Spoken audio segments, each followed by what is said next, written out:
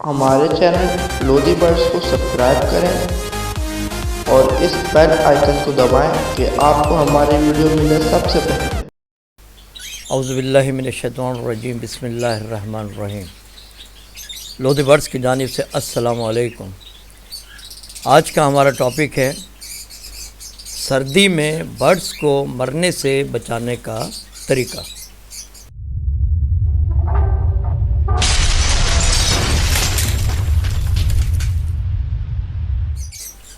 Viewers, आज की video आप ही के सवालात को मद्देनज़र रखते हुए तैयार की गई है।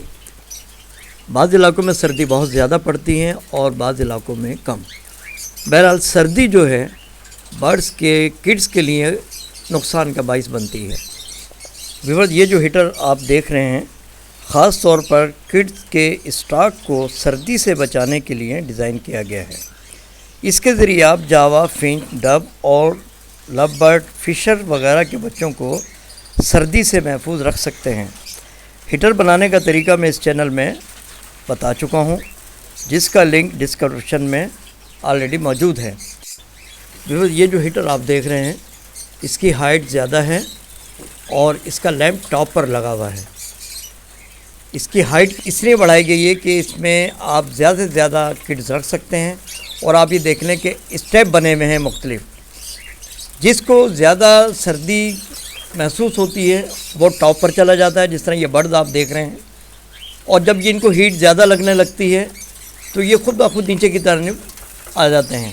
इस तरह से इनका ये सर्कल चलता रहता है और खुदा का शुक्र है कि सर्दी से मरने से ये बच जाते हैं।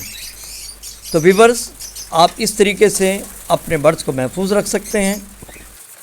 और व्यूअर्स, नेक्स्ट वीडियो इंशाल्लाह ताला मैं लव बर्ड कॉकटेल की ब्रीडिंग के हवाले से विंटर फीड वो तैयार करके अपलोड करूँगा और जावा की विंटर फीड के हवाले से, इनकी ड्राई फीड के हवाले से कि सर्दियों में कौन सी फीड देनी चाहिए, उसके हवाले से भी मैं इंशाल्लाह ताला वीडियो अपलोड करूँगा, जिससे यकीनन आपको बहुत फ़ायदा होगा। तो व्यूअर्स, इसी के साथ इजाज़त दीजिए। अपना और अपने बर्ड्स का ख्याल रखिए, दुआओं में याद रखिएगा। अल्लाह हाफ़िज़।